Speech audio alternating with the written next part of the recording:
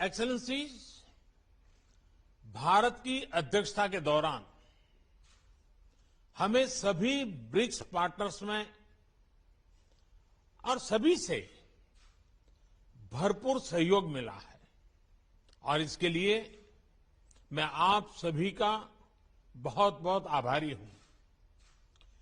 पिछले 1.5 दशक में ब्रिक्स ने कई उपलब्धियां हासिल की हैं। आज हम विश्व की उभरती अर्थव्यवस्थाओं के लिए एक प्रभावकारी आवाज है। विकासशील देशों की प्राथमिकताओं पर ध्यान केंद्रित करने के लिए भी यह मंच उपयोगी हो रहा है। ब्रिक्स ने new development bank, contingency reserve arrangement और एनर्जी रिसर्च कोऑपरेशन प्लेटफॉर्म जैसी मजबूत संस्थाओं का सृजन किया है। निसंदेह गर्व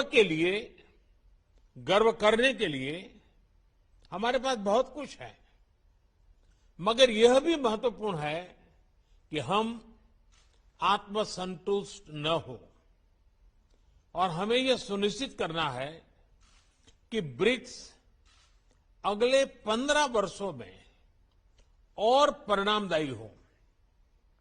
भारत ने अपनी अध्यक्षता के लिए जो थीम चुना है वह यही प्राथमिकता दर्शाता है।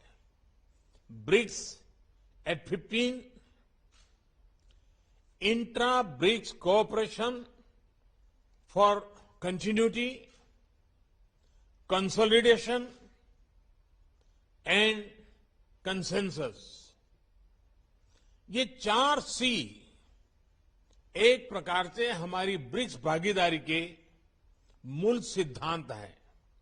इस वर्ष कोविड की व्यवस्थाओं के बावजूद 150 से अधिक ब्रिक्स बैठकें और कार्यक्रम आयोजित किए गए, जिनमें से 20 से अधिक मंत्री स्तर पर थे। परंपरागत क्षेत्रों में सहयोग बढ़ाने के साथ हमने ब्रिक्स एजेंडा का विस्तार करने का भी प्रयत्न किया। इस संदर्भ में इस साल ब्रिक्स ने कई फर्स्ट हासिल किए, यानी कई चीजें पहली बार हुई। हाल ही में पहले ब्रिक्स डिजिटल हेल्थ सम्मेलन का आयोजन हुआ। टेक्नोलॉजी की मदद से हेल्थ एक्सेस बढ़ाने के लिए यह एक इनोवेटिव कदम है। नवंबर में हमारे जल संसाधन मंत्री ब्रिक्स फॉर्मेट में पहली बार मिलेंगे। यह भी पहली बार हुआ कि ब्रिक्स ने मल्टीलेटरल सिस्टम की मजबूती और सुधार, इस पर एक साझा पोजीशन ली। हमने BRICS counter terrorism action plan भी एडॉप्ट किया है।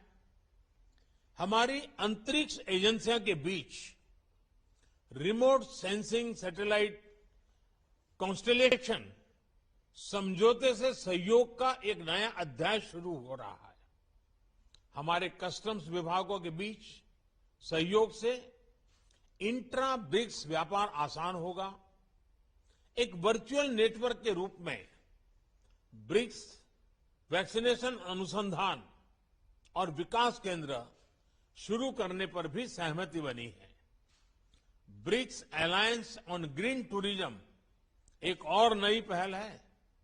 एक्सेलेंसीज, इन सभी नए इनिशिएटिव्स ने न सिर्फ हमारे नागरिकों को लाभ मिलेगा, हमारा ब्रिक्स संगठन भी आने वाले समय में प्रासंगिक रहेगा।